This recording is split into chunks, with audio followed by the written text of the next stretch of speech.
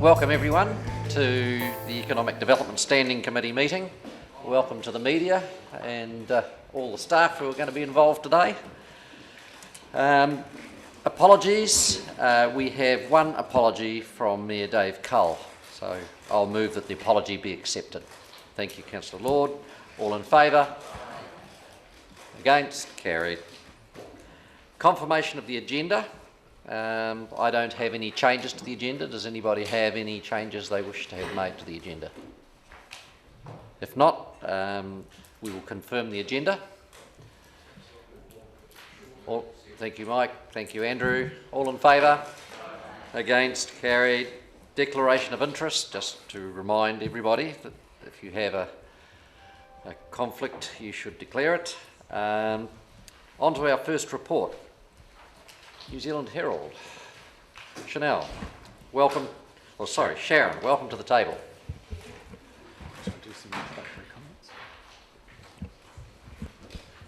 So just to introduce this paper, the NZ Herald supplement was a profile raising exercise for us. It was designed to raise the awareness of the Auckland market that Dunedin is an intriguing and supportive place to live, work, visit and study.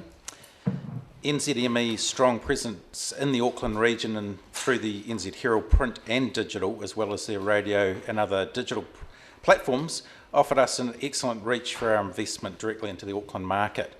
We did that specifically because of some insights and statistics that were available to us that showed that there was around 319,000 within that area that had intended to visit Dunedin and stay for one night or more. So from that research, we understood that there'd be quite demand for the publication that we were presenting there. The publication did feature stories on a number of our key pillars within the economic development strategy and was supported by over 60 Dunedin businesses, so we were really pleased with that response.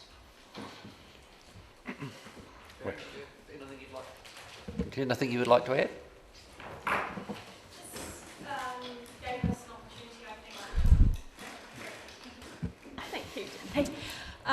We were offered this opportunity and it's the beginning of what we believe is a platform for us to be able to speak directly to the Auckland market jointly as a city and a great way to start the year. So the fact that we had such great buy-in from the local businesses and the responses have been so positive, it gives us a platform to do all sorts of other similar sorts of marketing and to diversify a little as well. Thank you. Questions, councillors? Councillor McTavish. Couple of questions. This survey that you guys based it on, the Nielsen Consumer and Media Insights Survey, does that give any demographic breakdown in terms of, because knowing that 319,000 people in Auckland are potentially keen to come to Dunedin is helpful, but I imagine it would be even more helpful to know roughly what that demographic was so that you were able to better target to your audience. Yes, they broke down the statistics into different groups, so different groups that might be interested in visiting, be it a visitor market or people who are interested in studying. We've got all of that data, so the presentation was given to us before we made these decisions. So yes, there is information that we can mine down in the future. We can ask for specific data sets to be delivered to us before we make any decisions, and that can be around age, so it can be whether or not they're families wanting to visit or if they're people looking to invest. So we are now aware that these data sets are available to us when we're working with a partner, but they are third party, so they're not NZME statistics, they are from a third party. And that's really important to us. So when you say third party, are they Nielsen part of that? are a third party. Yeah. They're not part of NZME. So NZME, that's the media group. That's the correct. That's New Zealand Herald. Yeah. Yes. But the Nielsen Consumer and Media Insights Survey, is that what you mean by the third party? Correct. Yeah. Cool. I guess my second question was, I haven't seen the actual publication. I have a copy for you all here, so I'll leave that for you. Yeah. So I guess my question was, are you comfortable with the quality of that publication? Are there things that you would do differently? Will you do it again next time? yeah, what are the things that you've Sure. learned through this experience that you might apply to any further work that we do in Auckland? This was the first of what we hope will be a number of publications and campaigns. We're very happy with the response that we had from the community, the business community, and other stakeholders in the city, because we believe it gave a really rich, diverse number of stories to offer the Auckland market. So there's no one key area, it's a rich and comprehensive delivery. We're happy with the quality of the publication. We're happy with the engagement that we've now got with the business community that maybe we didn't have before. So we believe that a fantastic result, and it gives us something to work from. The one thing that we might look at is timing. There's no perfect timing to do a first cut at this, and this was delivered in the summer period, and that was identified so we could deliver to the Auckland market when they're in that holiday period and they're looking for planning for the rest of the year. And there's content on what activities and events are on in Dunedin throughout the year, so our cultural calendar's in there and sporting activities. We wanted them to think, while they're on holiday and rested, what am I going to do for the rest of the year? It might be smart next time to identify a particular area or a particular event or a particular time of the year that suits either the tourism market or the student market. So we're going to be able to tailor it to those times. But as I say, this was our first cut, and we believe that at that time that was a good opportunity for us to talk directly to a market that might actually be planning for the rest of the year. Councillor Hawkins. Yeah, thank you, Mr. Chairman, and thanks, Sharon, for your work on this project. A tremendous effort in a fairly short period of time. Who owns the Nielsen data? Do we own that now? No, that was delivered to us as part of a presentation. So we have access to the data. Right. If we wanted to mine our own data, and we'd go to Nielsen directly probably to do that. In a situation like this, when we were working with New Zealand Herald, it made sense to be able to work with them using that data, but it's an opportunity. Research and insights enable us to make the right decisions about where we go with marketing, so it was key information for us. You've expressed a desire in this paper to continue this in future years. Are you confident that the material exists to be able to do that, so that it isn't a rehash of this in future years? And given the tight time frames, I'm assuming that the scope was narrower than you would have liked it to be ideally. I think we went into this with a very clear brief, and the clear brief was to touch all of the economic development and the reasons to make Dunedin a compelling destination. That was our brief, and we believe we did that. I think we could do better with more time, but I also think that the time that we spent working on it was well spent. But we did get a lot of feedback from people saying, I missed out, I missed my opportunity. So we believe that we've got a good basis, but yes, there will always be more stories coming out of the woodwork, and that's something that this has done. This has started us talking to people we've never spoken to before, and the anecdotal evidence that people are bringing us or emailing us talking about the sales that they made from placing an ad, and it's the first time they've taken part in something like this. So the general story is that people wanted to be involved in something the city presented, not on their own. By joining and banding together, the voice was a lot louder, and it might not have been the ideal time in their budget to actually be part of it, but they did that because they wanted to be on the same page as everyone else. So that's a really strong message for us, that we need to continue to do joint marketing with other stakeholders in the city. So I believe there's always going to be more stories, and I wouldn't want to rehash. I would want fresh content, because people aren't silly, they want to see the new stories.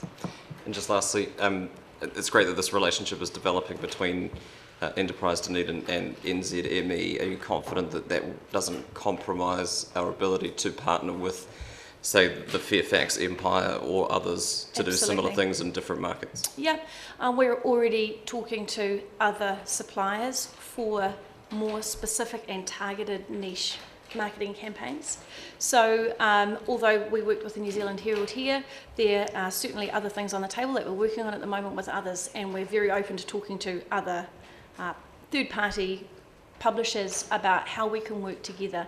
This raised the profile of Dunedin for a number of those other publications and other publishing firms. That doesn't hurt us at all. It puts us in a really good position to be able to show what we've got to offer, and we've got people coming to us now, which might not have happened before. So no, I absolutely don't believe that we've just put all our eggs in one basket. That's great, thank you. Councillor Lord. Thank you, Chair. Sharon, my question, I mean, look, I'm sort of trying to think how to phrase it. There's a lot of people that I talk to that live in Dunedin that are from outside Dunedin, and I say to them, why'd you come here? And there's a huge number of answers, and often it is something like, well, we came here on a holiday 20 years ago and we liked the place. And you say, oh yeah, how long did you stay? Oh, I was just here for a weekend or something. And so that amazes me, but my question is really relating to this here. Is this a separate drive, or is there anything else that we're doing? The ODT was fairly making the comments that we were trying to target Aucklanders to actually shift here and work here. Is that a separate thing, or? Do you want me to take that? I can explain a little bit more. We've been working for quite some time, Councillor, around profiling Dunedin in the Auckland market, around making Dunedin a compelling destination for Aucklanders to visit.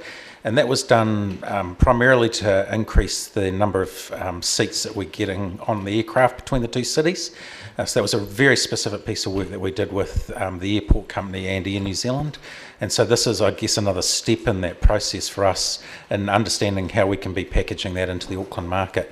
As Sharon's outlined, I think we can see now there's opportunities for us to take that into specific sector areas, so be it study or visit, so that we can appeal directly into those audiences that we're trying to attract here.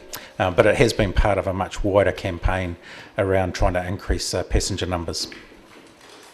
Also, sorry, when you asked about in the ODT talking about us directly wanting people to move, a lot of people visit first, and I suppose there isn't a direct call to action in here, move to Dunedin, but the overall story, we understand that visitors often come here just exactly as you say first. So this was profile raising, it was raising the whole city's profile, giving us the opportunity to talk to other people about it. My follow-up question to that was really, do we have any way of measuring? I see there was talk about the number of stats, and I don't know if they were Facebook likes or 14.2 electronic publishing and editorial content, 808,000 unique browsers. Can you speak to that a wee bit more? I'm just trying to work out how, I'm not thinking about how well the dollars were spent so much as how successful they were spent. Sure. Yeah. Okay, so if the statistics that we've got here, the hard statistics that we have is that just about 130,000 were printed and distributed in the Auckland market. So that's a statistic and a number, that's the hard numbers. We were very lucky that the editorial stories in here were also uploaded onto the New Zealand Herald website. With a supplement, they normally are not. They are print only, and we were really lucky. So we were able to, on the digital platforms, put the editorial stories out as well. So the statistics on that, they are still coming in on the actual click-throughs from the stories to, from the New Zealand Herald to the particular stories. Interestingly, we do know, those, as I say, those statistics aren't complete yet, but the most compelling, the most click-throughs were on the Port Chalmers story and the street art story. So that's just interesting information there. So the hard statistics that we can get are how many were printed, how many views get on the New Zealand Herald website where the stories were held. Also, we did the call to action competition on the back, so there's a statistic there as to how many people actually came through and registered for that competition, and that was 1,436. Those people all entered our consumer database and now will be contacted every month through our consumer newsletter that we write and send out.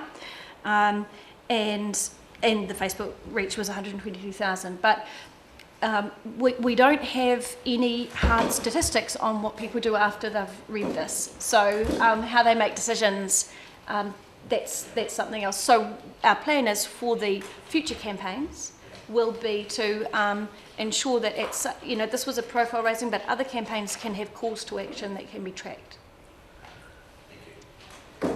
Councillor Calvert.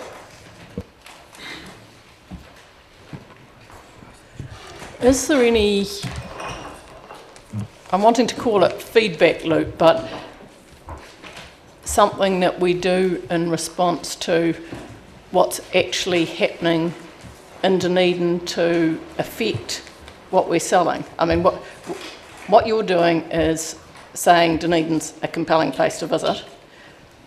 What I do in the morning is walk through the university and see a whole lot of people wanting to take photos, and they can't even take photos of themselves anywhere near the clock tower at the moment because it's ugly as awesome, and it's going to be so for some time. Because the whole thing's a massive orange fences and things. Do we, when we know there's something that's getting in the way of people enjoying it when we get here, you know, we can get them here, but is there any way that we contact any of the things that are happening in Dunedin and try and make it so that it is what we're advertising? You know, it's one thing advertising that we're fabulous. It's another thing people arriving down here and not even being able to take a photo of themselves in the university because it's... Yeah, that's a little bit harder for us to control, but we do, through the eyesight, alert visitors to anything that may be impacting on their experience. So if there's a road closure up on the peninsula or other things that we need to alert them to, we certainly have channels to be able to do that, Councillor. So do we... Sorry, one last sort of question about that. There's no way then that we can feed back to people saying, could you, for example, during ID Fashion Week, try and get rid of that, whatever it is, because everybody will be in this part of town, or trying to look at their experience, especially when we encourage them to come? Or is that a possible thing to do, or do we do that? Sure. If we're aware of those things, and councillors, we should encourage you all to contact us if you are aware of anything that's happening, and we can let people know. We can let the university know that that's something we'd like them to have a look at. Councillor Wiley. Thank you. Sharon, on 3rd of February you had an event where you brought the businesses that were involved together. Can you tell us a little bit more about what the feedback was? I can, if I turn the microphone on. So the event on the 3rd of February was the first time that the people who participated in the campaign or supplement were together in the same room, and it was an interesting mix of people because there were some of our larger organisations and small sole traders. There was all was positive feedback with anecdotal stories of, as I say, people selling works, people getting commissions, agencies receiving listings for properties. And a lot of this was brand new business. These people hadn't actually taken up this activity before. So when you're in a room with people who you've encouraged to participate in something that you're really, hoping works for the city, and then they're giving you the feedback to say that it did and it's affected their business in a positive way. We think that word of mouth, if we do go to the market and do something else again, we've got a positive platform, and we also are now in contact with them all. So they've all been entered onto our databases, so from here on in they will be contacted about what Enterprise Dunedin does. I was able to, John launched to them the positive press campaign that Enterprise Dunedin are running, and asking them for their positive news stories that then we can push out to the media. It also gave them the opportunity, where some of them are not confident talking to the media about anything. This gave them the understanding that their stories are interesting and that actually they should maybe do this a little bit more often. So it was just very, very positive. Okay, thank you. The Grow Dunedin partnership, how were they involved in it? So the Grow Dunedin partners underwrote the publication to kickstart it and contributed $9,500. Plus also the partners were asked if they could promote the publication to their members, particularly the membership-based organisations, for which we received good support. So the Chamber was actively involved, for example? Yes. Okay. And employers. Okay. One of the bits of feedback I've had from the tourism industry was they saw there was mixed messaging. And one of the things is we were trying to tell too many stories in one publication. And I was at the Dunedin Host launch of this presentation back in October. And to me, what I'd heard then was going to be a lot about tourism and about engaging tourists to come to town. Okay, not really a question for you, but maybe for John to answer. When I read the introduction, I don't see very little about tourism, but more about investing and working in Dunedin. Yeah, I think as we outlined, the campaign or the supplement was designed to be a general awareness campaign on Dunedin City, and the supplement itself really, when NZME pulled it together, was around the support that they got from the other advertisers and the people that were wanting to put editorial in. So I guess the flavour of it throughout became a little bit subject to who was investing in it, and we didn't know that until the final print. For the bits that we could control, we tried to get a reasonably good balance. As Sharon says, we paid for some of the content around the events side of things, which we thought would be appealing to those that were looking to come here to visit specifically.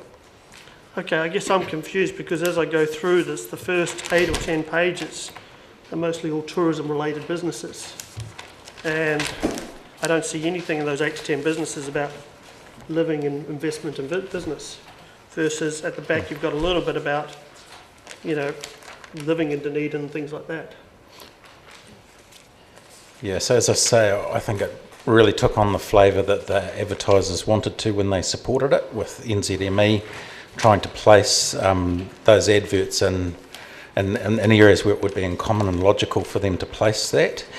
We didn't take control of the editorial space. That's something that NZME control. But for us, it was, as I say, about just general city awareness. And the fact that we got some good support from the tourism sector, I think, is testament to the fact that they saw it was of value to them and advertised in it, which is great.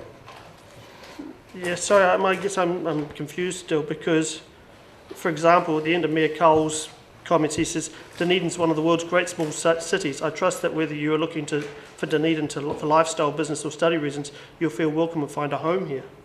Now, to me, that's nothing about tourism. And when I look at both of these introductions, I would have thought that was one of the key promotions that we were highlighting. Yeah, look, I guess we perhaps should have emphasised that more in those editorials from the Mayor and myself, but as I say, we were trying to give it a whole of city look and make sure that we had all of the platforms being promoted. Okay, I get, because I'm hearing from the tourism industry that they were really frustrated after what they were presented with at the Dunedin Host meeting back in October or early November, that it was going to be a... Okay,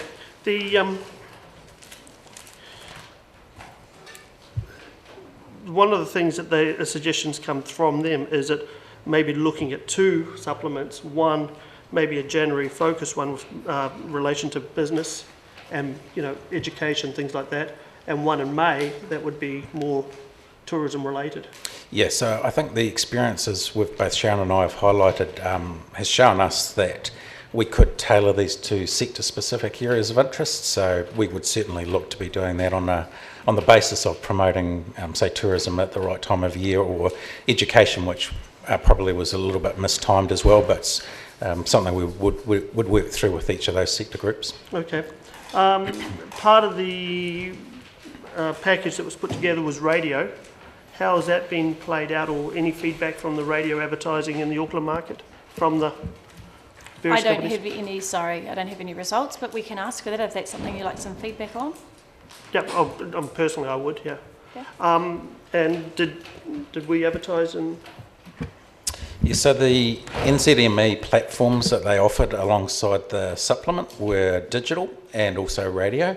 So for some of the organisations that you see advertising in there, they would have bought a suite of products from NZME. We don't know what they all bought, but as Sharon outlined, our content, the editorial content that was in there was all uploaded onto the website, which we thought was fantastic because it gave us extra reach into the market. But in terms of what the individual companies purchased, we're unaware of what that is at this stage. But it would have involved radio and digital. Okay. And has the winner been announced for the ID Fashion? Yes, the winner has been advised. And are they happy? Are they delighted to be coming here? We're very happy that I'm actually meeting up with them in Auckland in a couple of weeks when I'm doing my media trip to plan her trip, because she's someone who I think will really enjoy the experience, and arts and culture is her area of expertise, so it couldn't be better. Yeah. Cool, thank you. Councillor Thompson. It's slightly tangential, but reading this and seeing things around the focus on the likes of ID Fashion Week, I just made me wonder, do we actually, or does the ID Fashion Week coordinators, organisers, do they package that at all at a wholesale level with the travel market? Yes, they do. They work with a specific travel wholesaler, and each year they have a special amount of seats and packages that they offer directly to the Auckland market. ID Fashion Week do that directly with them, yes. Yeah. Councillor Wilson. I'm probably going to just use a question time as a bit of debate time. I just don't quite accept the answers or the questions that Councillor Wiley was asking. The fact is that if you're going to work or study here or buy to live here, I think your answer to an earlier question was you are likely to visit as a tourist anyway. Is that correct? Anecdotally, often visitors to the city are making decisions about moving here for study, business, and to live. Yes. So if you're promoting this Dunedin for those purposes, then inherently you're probably also promoting them to visit as a tourist at some stage, because yes, they will come and check us out rather than investing yes, from afar. Yes. Yeah. So, and it comes, I mean, I understand the issue that it's very hard to sell across 4 different markets a product when you're highlighting Dunedin, but to send out a product that's just tourism will give a very short life. But if you're giving a product and at a high expense, but if you're looking at something that invests in 4 different markets, inherently one, the tourism one, although this is absolutely full of tourism in my mind, you don't need to highlight them necessarily individually in order to get the market share or to drive that concept of what Dunedin's like to the market. I would have thought it's almost more real to say don't come here as a tourist, come here and look at it for other purposes. So this was a profile raising activity, Yeah. and that means raising the profile of Dunedin is all of those things, because as you can see, you know, some people might feel that it hasn't been, it's not comprehensive enough, and that's exactly what this was. And we felt that curating the stories around those key areas of why we know people visit Dunedin, because study is so important to us, visits obviously very important to us, and do business and live. We believe those stories actually did quite a beautiful job of mixing them in. Maybe you need some time to read them fully, because you know they often talk about coming as a visitor first. So we don't think that if this had come out and it was just plain a visit, it wouldn't have had the same impact in the Auckland market, because some people might have thought, oh, that's not for me. But we think there's something for everyone in there. Yeah. No, I'm really impressed. Well done. Thank you. Councillor Lord. Yes, sorry, just one more question, Sharon. The figures here from Nielsen Consumer Media, or whatever, they are saying there's about 105,000 Aucklanders going to come here in the coming year, or the coming few months anyway. Now, my question is related to, recently I've flown out of Hamilton and also Rotorua, and both those places charge a tax to fly out, like $5 additional that you pay. Now, it was actually cheap. I'd pay 3 times that to get out of Hamilton, but the question is, we only need to get 15 cents off these people, and we've covered the cost of the supplement. Actually, it has to come to the city, of course, so maybe more parking meters. But the point is, do you believe, or is there any desire for us to do that at the Dunedin Airport? Is there any way we can charge a touristy sort of figure? Is that a possibility?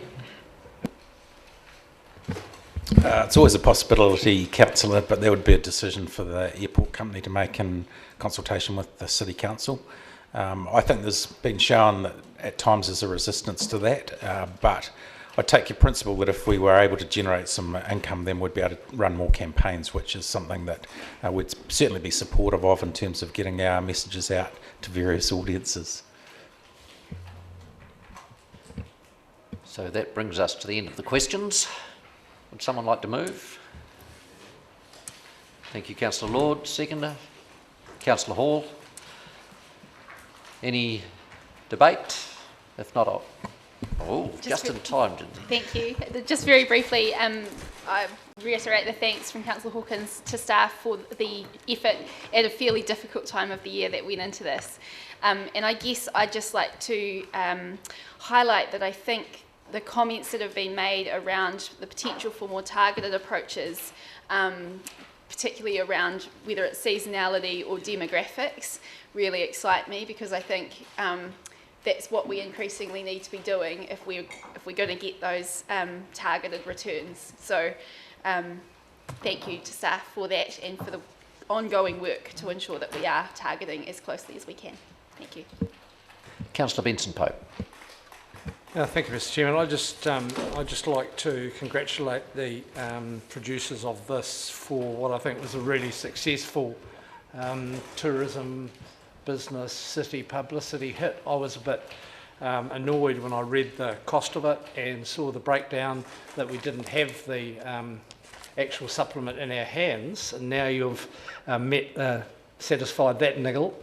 I've seen more, and I think it's extremely effective. I think we can argue for as long as we like about some of the details, relevantly or irrelevantly, but most Aucklanders can read. When I last looked at the stats, and I think this is a very powerful way of putting good information about the city in their hands, and I hope we'll entertain them appropriately when they visit. And you'll see the city clean and tidy. Well, just before I offer Councillor Lord his right of reply, I think the result in what was a relatively short time delivered on what we were promised. And I think, or I know, that I've had phone calls from friends in Auckland who live in Auckland talking about seeing the supplement. So it's been noticed. I certainly didn't tell them that it was going to be there. So I think that's very positive. The thing that really pleases me about it is it has shown what we can do. From our draft annual plan debates, knowing how do you target a specific audience and what do we need to do. I think there's been quite a bit of learning that's gone on in this one to understand how to get into the right segment, to get to the right people who you're trying to attract. So congratulations, Sharon, for your work and the team. I think it was a great outcome for what was a pretty small investment on behalf of the ratepayer. Councillor Lord. I really didn't say anything, but I will just say this, that we can't measure the good of this yet. It's too early to know who may or may not come, who may or may not think about something else. They read somewhere else and take this, and together it may be the catalyst for them moving to Dunedin or having a visit or returning. I'm going to put it. All in favour? Against? Carried. Thank you, Sharon.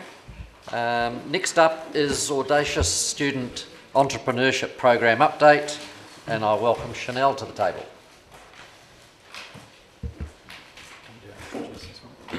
So just while Chanel's coming to the table, just by way of introduction, Audacious fosters a student talent development through partnerships with our tertiary providers and the business community and the Dunedin City Council. It's a strategic objective of ours in the economic development strategy. Audacious contributes specifically to the attraction and retention of student talent and that entrepreneurial ecosystem that we have in the city. Audacious has had some notable commercial successes, as you'll read in the report, and contributes to job creation, notably that of Education Perfect, Pocket Smith and Prime Campus, which may be familiar to some of you. So I'm happy to open it up for questions. Questions, councillors? Councillor Thompson, I can't see you from behind the screen. John, the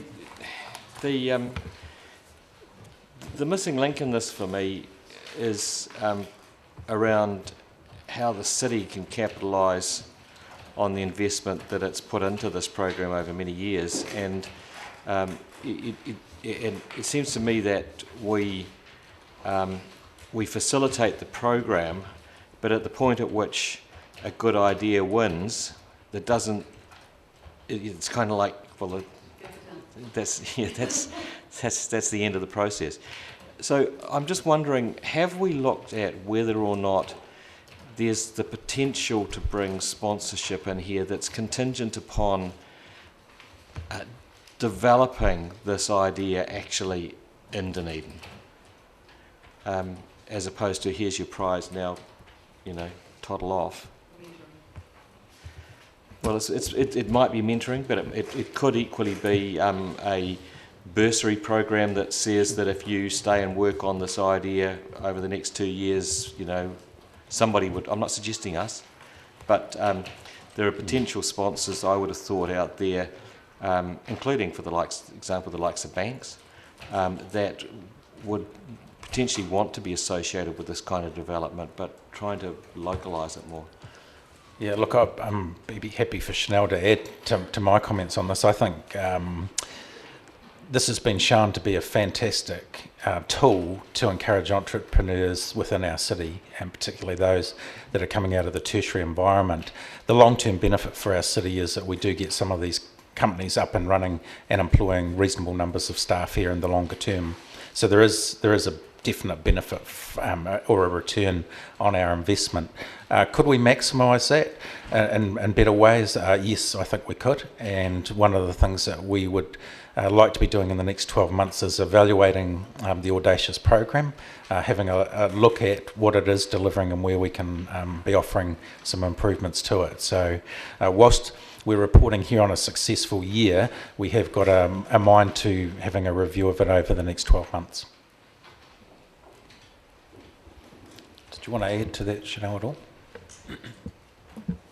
Yeah, I understand where you're coming from on that, and I think in some senses it's actually about refreshing the Audacious story. I think we've had quite a lot of success in terms of some of the commercial successes with this program and the job creation elements of it, but I think in terms of sponsorship it's about not sort of going out with cap in hand. It's about what Audacious can bring to a bank or a business or any other type of sponsor, and that's the area that Audacious needs to explore a little bit further.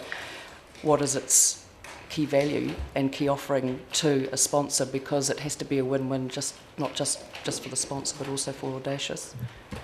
Yes, look, I totally agree, but also looking at it slightly laterally, there may be the opportunity to bring in a sponsor who can get that brand value out of it, that for example might replace Dunedin City Council's 44,000, but Dunedin City Council could then look to use its 44,000 in a bursary situation or whatever. There's no additional cost to us, but that's the that's where if we could facilitate bringing a sponsor in that freed us up to then look to use our money to the benefit of the city more, then that would be worthwhile. Yep. Councillor McTavish.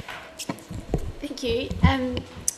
Chanel, I enjoyed seeing the list of past recipients, and I don't think we've had this in previous reports, so thank you for that. I guess one of the things that struck me was, and I'm a little bit loath to make this comparison because it may not be that this was the target audience for young people, but to me, these are some of our best,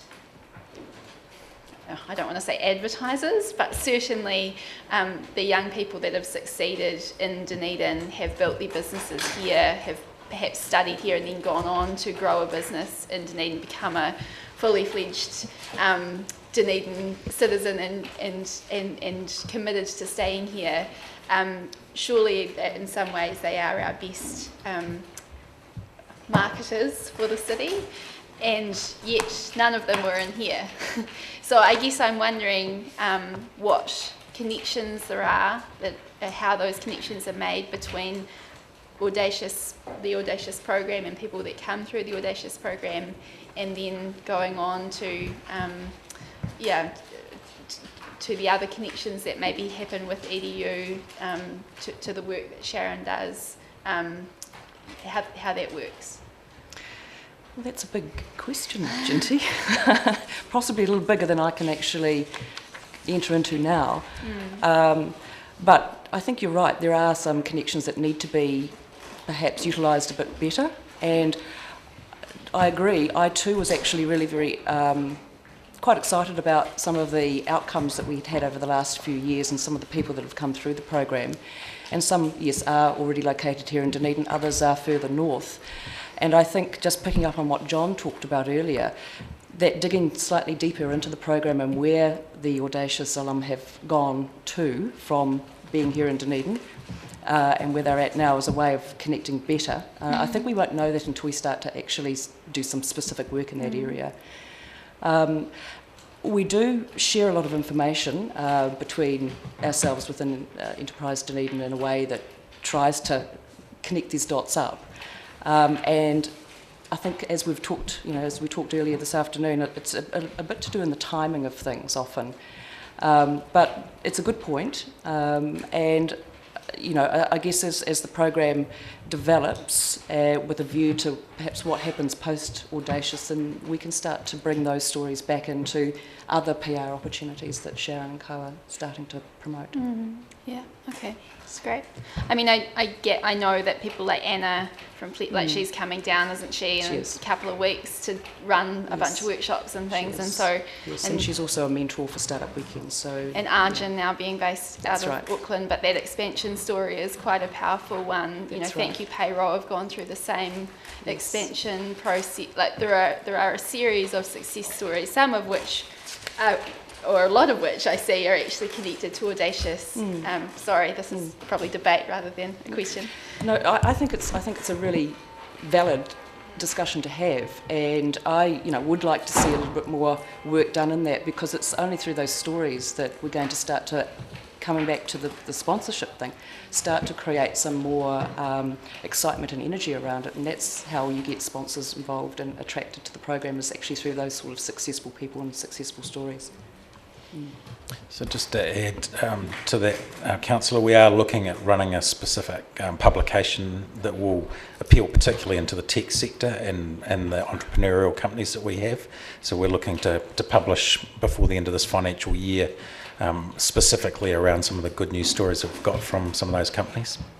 So that'll be quite targeted, and hopefully we'll bring forward some of these companies as well. Sorry, that publication is aimed, or what format will that take? Is it in a magazine or? It is a magazine. It's Idealogue. Oh, yeah. Yeah. Which we think would be well suited to some of these stories. Thank you. Councillor Hawkins. Yeah, thank you. I'm interested in point 17, where it says that University of Otago science students outnumbered business students in round 2. I'm assuming that there are teams made up of representatives of both of those cohorts. Correct. Rather than teams of scientists and teams of business people. Yes. What other kinds of demographic information do we have? I mean, in terms of where they sit across the two campuses, or what other divisions they come out of, and those that sort of information, which we're obviously getting some of, to be able to make that comment. Well, every cohort is different, every year is different, and it actually depends often on the direction of the university and the Polytech are taking. For example, we had a number of people coming through the design communication program at Otago Polytech in previous years, and that was because the Polytechnic was very interested in ensuring those students had an opportunity. So, we don't necessarily track exactly where all the students are coming from each division. That's just one of those things that we don't have the capacity to do that in the program at this point in time. So we don't know whether it's the science faculties that are pushing this more, or... Well, what we do know is that if we have academic partners within the university, which we have within each of the university and the Polytech, there's an academic director that pushes information out through to the various departments. And it's essentially up to the students to pick up on the program itself through all the various channels that we use to market the program. Because I think the interdisciplinary stuff is potentially really powerful in a business development and a concept development level. But it's also now not just interdisciplinary, but inter-institutional. The university and their wisdom have decided to disestablish their design department. So to get design capacity into these teams, you will need students from both the university and the Polytechnic in these teams. What are we doing, or what can we do to try and foster those sorts of relationships for the good of the Audacious program? Well, those are conversations that have been had with the university and the Polytech, and of course you're right. The Polytech now has the lion's share of the design capability in the tertiary sector now, and they're very aware of ensuring that their design students are going into the program. In fact, it's a prerequisite for the Otago Polytech students. To be part of the Audacious program? Yes, it's something that the Polytech see very much as a way of engaging, as an entrepreneurial activity for their students. It's a way that they see Audacious as a really valuable platform for their students to engage, and so they push it very strongly. That's great. Thank you. Councillor Wiley. Thank you.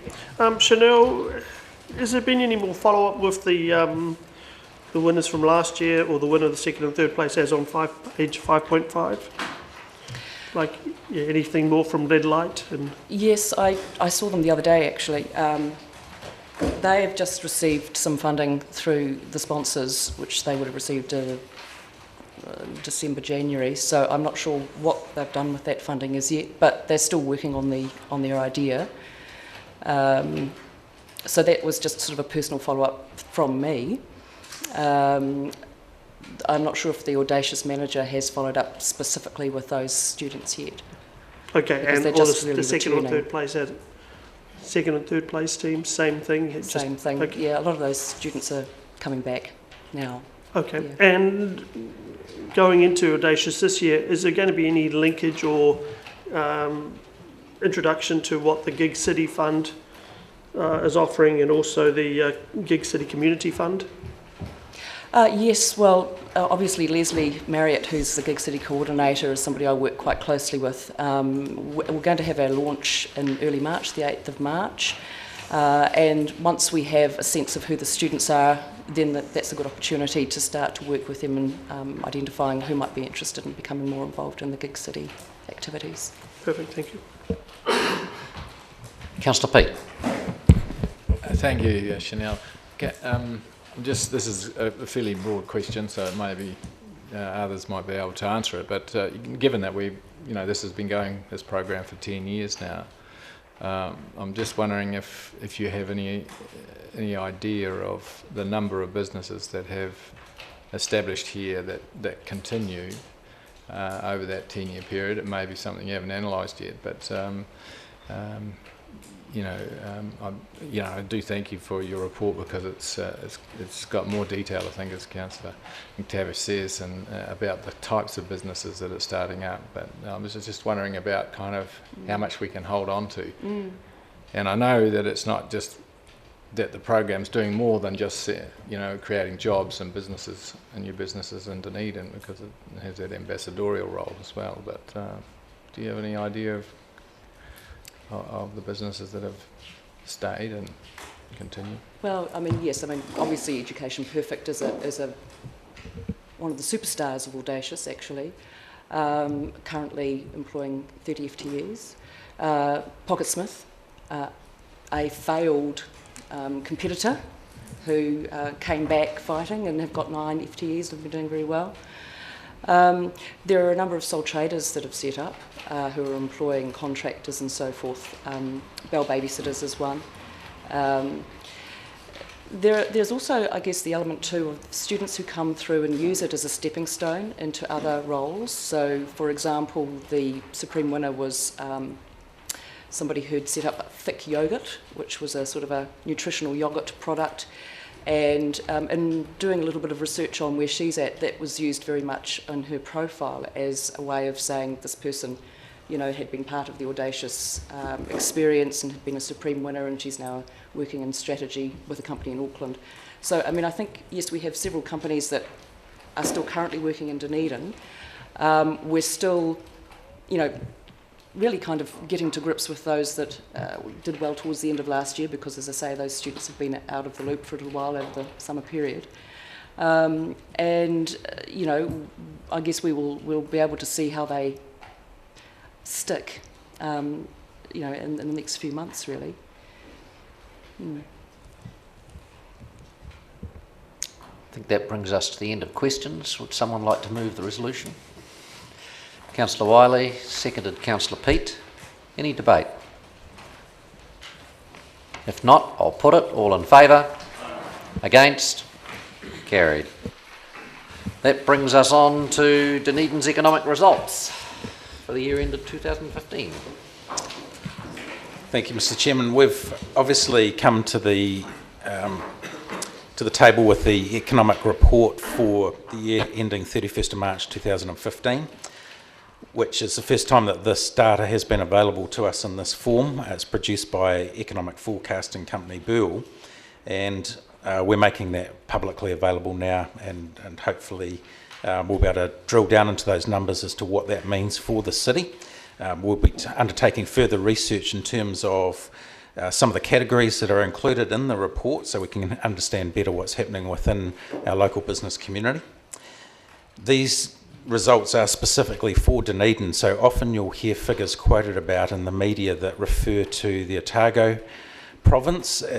Specifically, this data relates to how well our economy is performing locally. The highlight for us in this report is that we've had 1.3% GDP growth per capita for the year ending 31st of March, and further growth in employment at 1.5%, which is equivalent to 780 FTEs. So we have got growth in our economy, and I think it's the first time that we've seen that back-to-back years now for more than a decade. So I would just have to reinforce the fact that this is the performance of our local community. Whilst we facilitate and record that, it really is it's the business community that's making up those numbers. I'm happy to take questions. Councillor Benson-Pope. Thank you. Just a question about the comment you made about the Otago Dunedin differentiation. So yes. The information in this report is the city, by the city boundary, or the urban city? City boundary. Thank you. Yeah, we do have the Otago results if anyone is interested in them as well. Councillor Lord. John, yeah, I was actually quite sort of thrilled to read these. I noted that we were doing less than the rest of the country, but we were still doing 7. Sorry. I was quite thrilled to see this, and I realised that although we're doing perhaps a slower rate of growth than the rest of the country, we're up to 7 times better than our average for the last 10 years, which is quite a thing. What I was going to ask is some of these jobs, and I realise these are Burl's figures, not your figures, but I see, for example, agriculture. They're citing a drop in agricultural jobs in the city.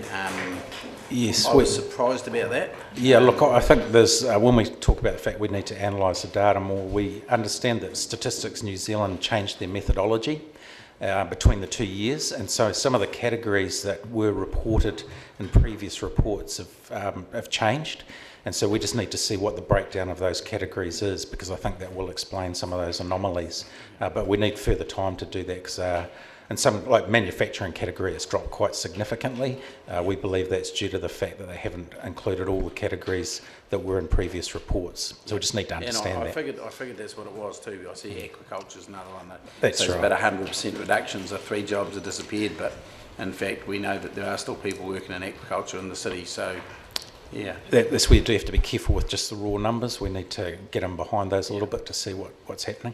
Although it's a bit tight now, I think agriculture has probably grown in the last few years, not reduced. It's my view. Yeah. Thank you. Councillor Vanders. Mr. Christie, you described the GDP per capita growth as being the highlight.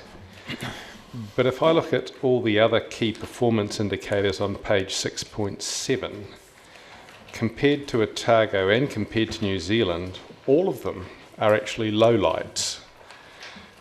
The GDP per capita growth, your highlight, is still 1% less than the Otago region, and only 0.1% better than New Zealand. All the other indicators, resident population growth, GDP growth, employment growth, business units growth, all of that is still trailing. Yes, it is. So the highlights... So what, compared to the rest of New Zealand, what is it that we continue to do wrong that we have so many highlights? So many lowlights. You highlighted the one highlight, and even that's not one compared to Otago. What is it that we're doing wrong here that we continue to lag? So when I refer to the highlight, they were the two significant measures in the economic development strategy. So the ones that we specifically look at as a city and as the Grow Dunedin partners. They indicate whether or not we're heading towards the target of our GDP growth target and our employment growth target. So where we have shifted, and yes, we are behind the national average on several of those indicators. All the others, actually. We have performed better in those indicators than we had in the previous 10 years. So the encouraging thing for me is that whilst it's not in an ideal position in terms of where we'd like to be, it certainly is well ahead of where it has been for the previous decade. So what is it, do you think, in general, that Dunedin is doing wrong that means we continue to lag the average of the rest of the country? Right, so that's a really tough question. I think we're doing a lot of things better, but the business community is the one that actually employs the staff. They're the ones that generate the jobs. They're the ones that generate the opportunities. And I think what this shows is that there is confidence back in our business community to be making those investment decisions and to be hiring the staff. And I hope that we've created an environment within the city that is conducive to that, which is why we're seeing these numbers. Thank you. Councillor Calvert.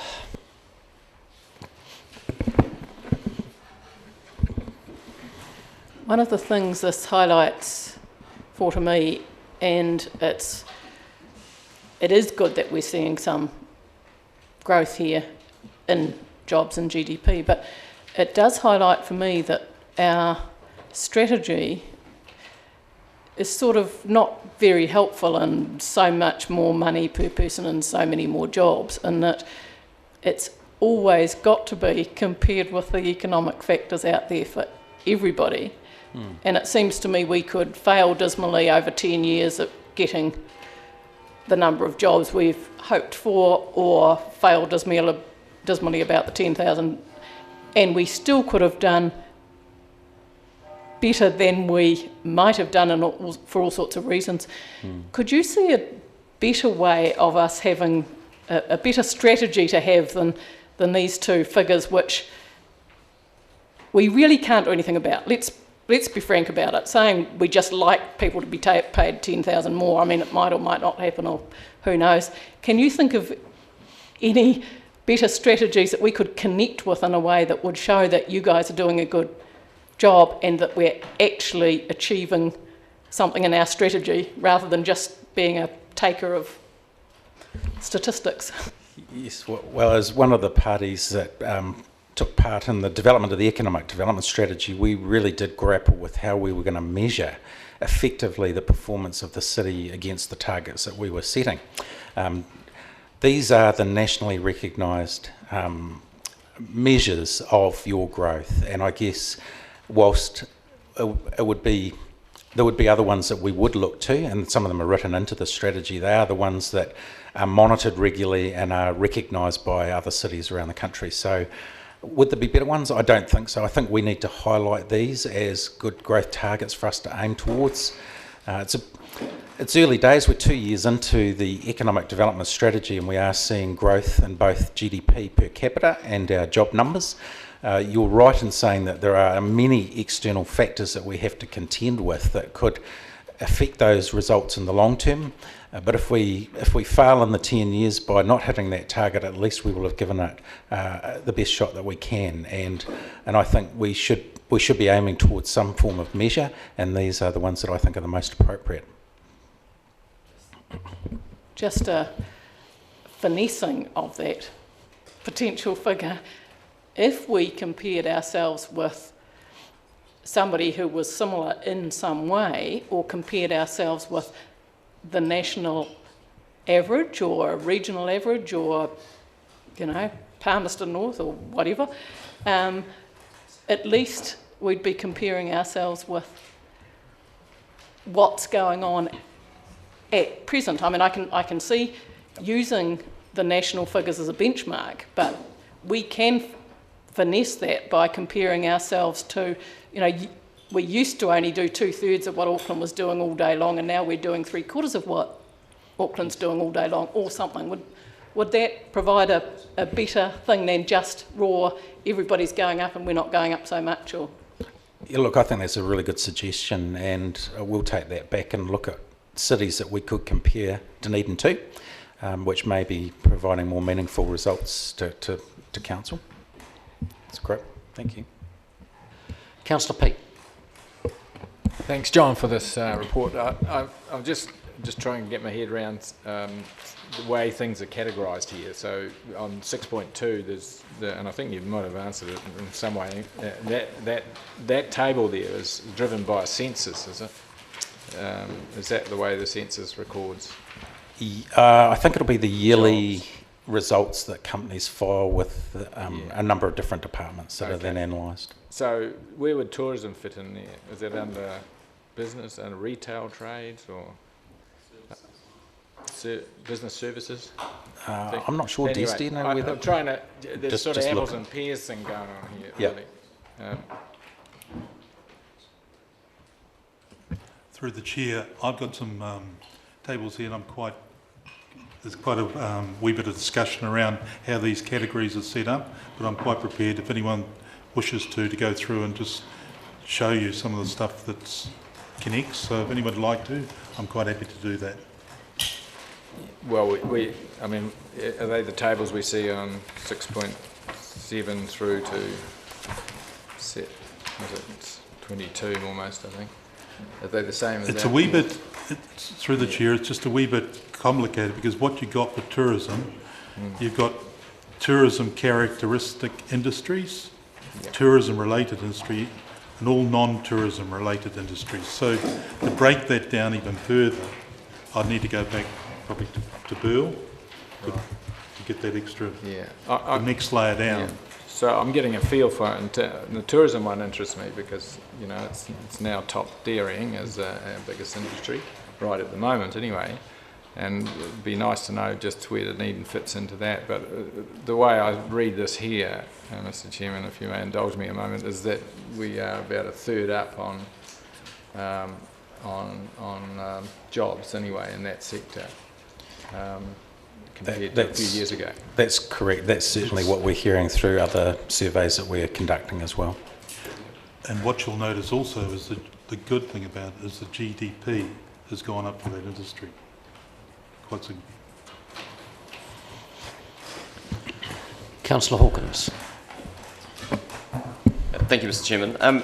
And great to have such a detailed paper. Just a shame that it's almost a year in the making. But great to be able to cast our minds back all the same. So obviously some of the sectors in terms of working out the full-time equivalent employees are easier to figure out than others. And one of the more challenging ones is the creative sector. So I'm just wondering, is that self-reporting, or how do you figure out what an equivalent full-time employee is? A lot of people working in that sector have other jobs, etc. But it's hard to figure out what a 0.3 or a 0.4 or a 0.6 might be.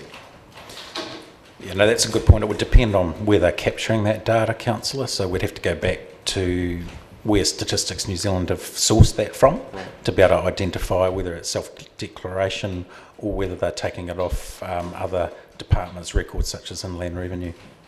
Okay. Is there an intention or a desire from Enterprise Dunedin to use this granular information to try and target what it is that you're doing, whether that's supporting industries that seem to be growing better than others, or trying to support ones that aren't growing as quickly, or trying to address an imbalance between primary production and processing? Is that the kind of thinking that's going to go on as a result of having this information?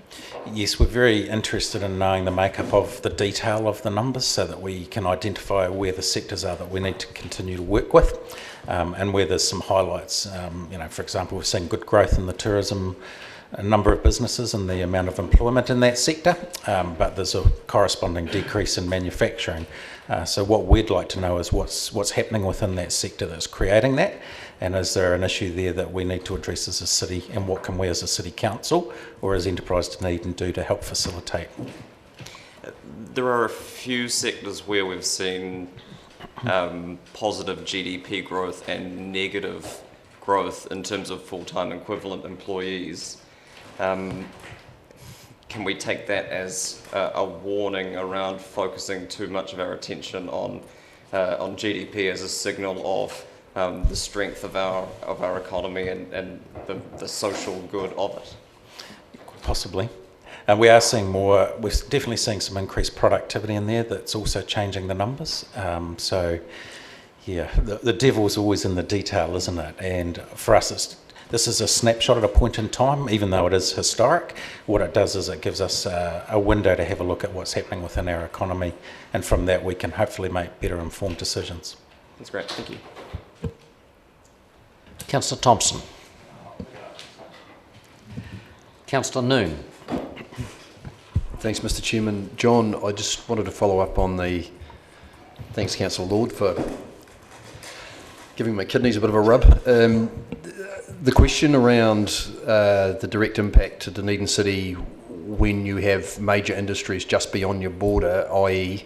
Macrae's Gold Mine, and if you take the Department of Corrections facility at Millburn, how do you ensure when you drill down and actually determine what direct impact those numbers have, whether it's employment, GDP or whatever? How do you number crunch and achieve that? Because in both those situations, they're probably more significant. Probably the majority comes this way across the border, so to speak. It does. So we have Otago statistics as well as the Dunedin ones, so we can get an overall picture of what's across the border. We can do that down into district authorities as well. So it's not, whilst they don't identify specific businesses, it's not hard to work out what sector they're in to be able to have a look at those numbers. So we do keep a watch on regional activity. Councillor McTavish. Oh, that may in part answer one of my questions. I guess I was looking at 6.8 under 1.2, where it talked about fastest growing industries in Dunedin, and thinking, goodness, some interesting ones there, and wondering on the basis of that, I mean, I assume that you guys have some confidence in these results, like, despite, and maybe it's just because like air and space transport to me doesn't seem like necessarily a strong growth area for Dunedin, and yet it's at number 2. And maybe that's my own lack of knowledge, but I guess, is any of this surprising to you? There are a few surprises in there, and you picked out the very one that Des and I talked about earlier today, which is that particular category is quite wide-reaching, and in fact involves all airline services. Right. So it really comes down to the definition of those categories, and if you look there, there's actually relatively small numbers of people employed, so we do have to take that into consideration. But they are the fastest growing, and they're certainly warranting some attention from us in terms of identifying what's happening within those groupings. And are you able to do that? I mean, are you able to get more information from Burrell or from others about what is included in there, so you can identify the companies or individuals involved and have a chat? Or yes, we can. Burrell have been very accommodating in answering additional questions we have about the numbers. We're not economists, they are, so they understand how to interpret the statistics better than us, and we're constantly talking to them about what these numbers mean.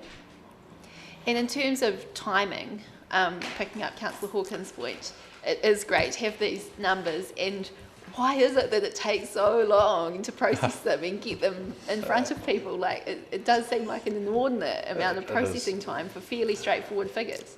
Yes, so Statistics New Zealand don't release them until October, November in any given year, and then from that point we commission Burrell to undertake the analysis of that for Dunedin City.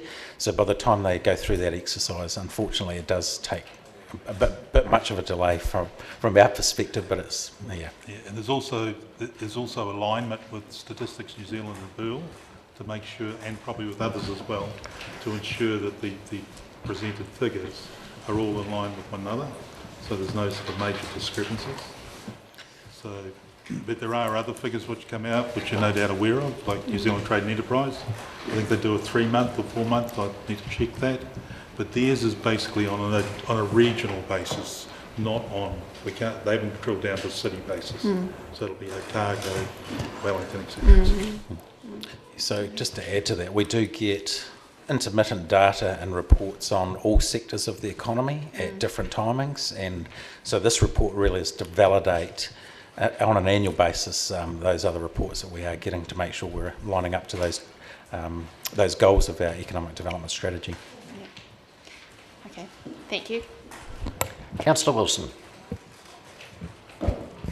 I'm not quite sure if this is a question under this section or not, and it just came out of a question that Hilary put to you, and reading the forward in this paper, which had said Dunedin is different because it's not trying to be any other city, any other place, and it's the Mayor's words, and I'm just wondering, while we need to report on standards that are nationwide, I'm wondering why we don't put another few in there, say the time it takes the average person to drive to work, and a few of those other measures, and how quickly you can get to X, Y and Z, which actually shows the quality of life and why people live here, as opposed to it's not all about the job.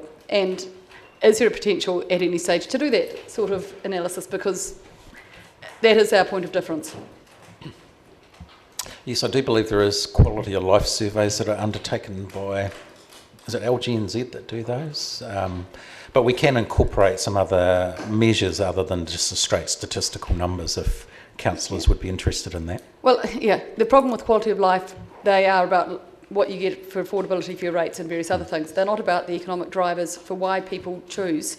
Very much in this growth areas, the quality of life is important. We've had that articulated so often, but we don't actually report against those quality of life issues in economic drivers. Yep.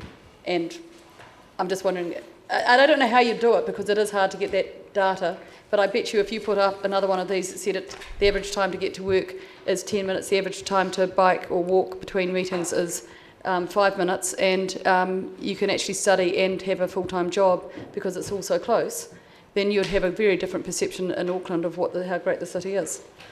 And thankfully we're not Auckland. Thank you. Yes, exactly. Councillor Wiley. Thank you. John, have you had any feedback from the Chamber of Commerce or Otago Southland Employers Association on how they've looked at these numbers and their feedback? The first Grow Dunedin Partners meeting is being held towards the end of this month, so I'd hope it would be an agenda item for discussion at that meeting. But we have sent it to the other partners, no feedback to date. Okay. And looking through the report, especially when you compare it to 2005, the feeling I'm getting that Dunedin employees are slower to hire, and then if things go downwards, they're slower or more reluctant to let staff go. So there's that, I get the feeling that our staff numbers don't really change as dramatically as a business in Auckland or something like that. Yeah, look, we'd have to substantiate that, but anecdotally I think you're right. Employers locally really do value their staff and like to do what they can to hang on to them even in times when it is difficult. That may also result in them not being as quick to hire because they have spare capacity, but we'd have to do further research to determine if that's really validated. Okay. And maybe a question for Des. What's your feeling since this came out on March 31st last year to now, if you're sort of looking going, okay, there's some growth areas that you think will be reported, which we'll probably be discussing in 12 months' time? Well, I'm relatively cautious when it comes to statistics.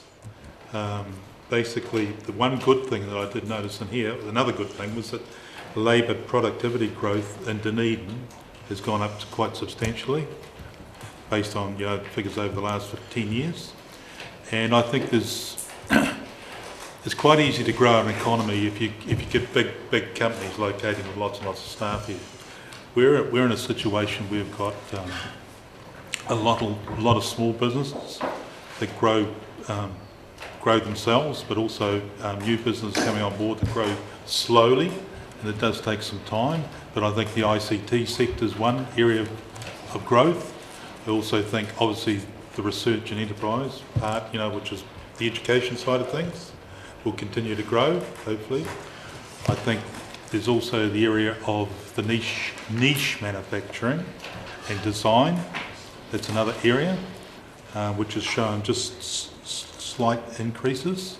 So, I'm quite positive about those particular areas. So, for example, a company like Rocketworks that didn't start up until May and has now got 17 jobs. Well, that's right. Rocketworks is one of those particular companies at the moment that don't fit into a category here for Statistics New Zealand or Boo. So it's quite, there is irony in figures sometimes. Okay, that seems to have brought us to the end of the questions. So I am happy to move. Councillor Wiley will second. Any debate? Councillor Thompson. Look, the figures are what the figures are, and I think that we should be pleased that they are an improvement on where they were.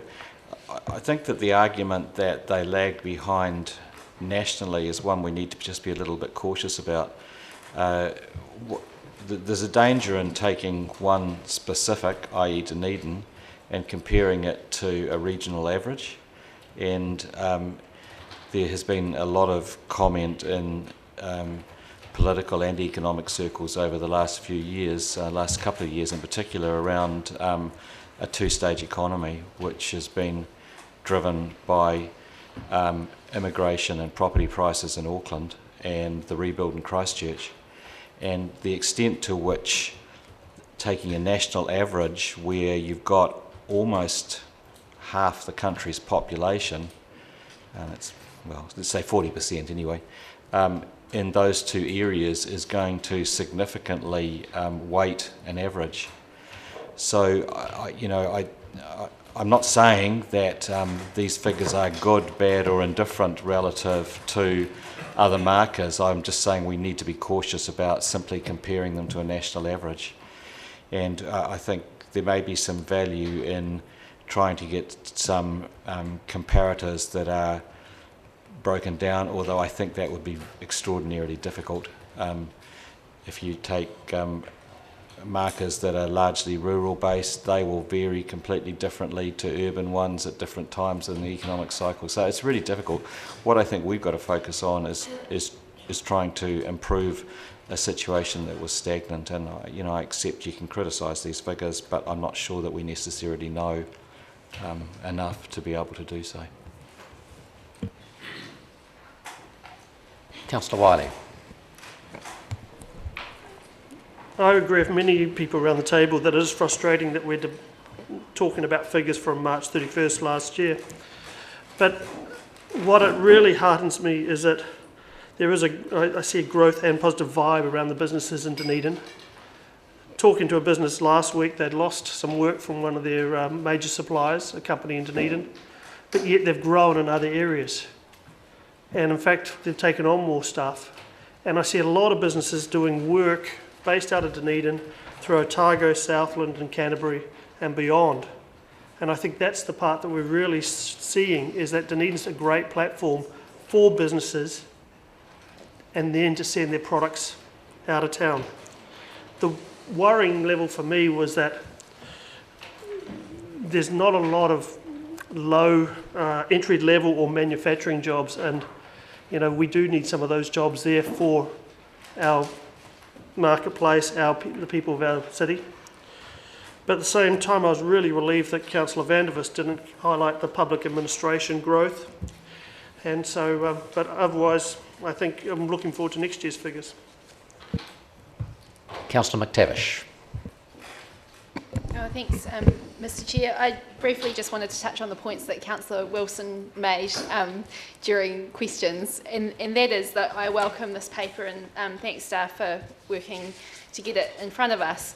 I guess my concern about it is that it is quite restricted in its reporting framework. And I know, John, you get up here and talk about growth, and I understand that it's important, and that there will always be an emphasis on that to a degree, but it's not, as I think I quoted last time we spoke on this topic, growth for the sake of growth is the ideology of the cancer cell. We need to be precise and targeted about what kind of growth that we want, where we want that growth, why we want that growth, and I'm not sure that we necessarily have that in what we have in front of us. I'm certain, for example, that if we were to get youth unemployment numbers and have them reported against this, we perhaps wouldn't be talking about quite the same success that we are based on these numbers. And so there are a range of other figures that we ought to be looking at to get a full picture of what the economic ecosystem in Dunedin is looking like at any given time, what that means for our people, and where we ought to be focusing our energy in order to get not just growth for the sake of growth, but actually a better economic system that delivers better outcomes for our people. And that's what we should be focused on. So, I don't know, I went back last night, did some Googling, because I remembered that Treasury had done some work on this. I think in 2012 they did a paper looking at living standards and living standards indicators. Interesting piece of work, not sure that they nailed it, but it's got some interesting ideas around how you might measure things differently, what indicators might be a more appropriate way of measuring success in economic terms. And I think we're intellectually robust enough as a city that we ought to be able to move on and say, great, these indicators are serving us to a degree, but what does genuine progress actually look like for our city? What are the suite of indicators that taken together give us a better indication of where our people are thriving and where they need some assistance, or where we need to be focusing as a council, as a city, on improving things. So maybe that's all stuff for strategy review time, and I'm not quite sure when you guys are looking at doing a strategy review, but I guess it seemed like an opportune time to flag it up and say, maybe next year we could look at including another couple of indicators, or broadening the suite of indicators that we're asking for reports back on. Thank you. I think I tend to agree, and I certainly agree with Councillor Thompson's comments that just because we aren't keeping up with the national average does not mean to say that we are not gaining momentum as a city in our economy because of the way the statistics are measured. I also think that perhaps at the time that we wrote the strategy, we were trying to settle on indicators that were nationally measured and in theory reliably measured, so that we could see where we were at against them. And I tend to think that there may well be good arguments to put some perhaps less reliable numbers scientifically, but that give us a better idea of the health of our city in terms of its internal economic growth and the things that will drive it. We recognise in a number of areas that quality of life and the city, the way the city is set up, has a very significant effect on who wants to live here and who wants to come here and who wants to be part of this city. And so I think it is an area that we could do some work and look for some other measures that might balance off against the high level numbers. But as John pointed out, they're the ones that tend to be used nationally and internationally to measure growth. So I guess we're stuck with having them, but counterbalancing that with some others may be very useful. So that was my right of reply. All in favour? Against? Carried. That brings us to the last item on the agenda, notification of items for consideration by the Chair. Councillor McTavish. It's just the one that came through from a resident the other day regarding the placement of the weather vane. Aye, yeah. I'm sure we could take a look at that. I don't know what's just involved in how we cheat and show that Dunedin's a lot warmer place, because actually it is. But I think one of the problems that we might have is the fact that there is all that history of data that people want to see, but I agree, and we will take a look at how we might influence it. Would that be in community environment? No, it's an economic, it's There was a suggestion that it was an economic development issue, which is why I flagged it here, but maybe Chris and I can have a conversation about it. Tonesh. In that case, we will take about a 5-minute adjournment, and we will start then with the Finance Standing Committee.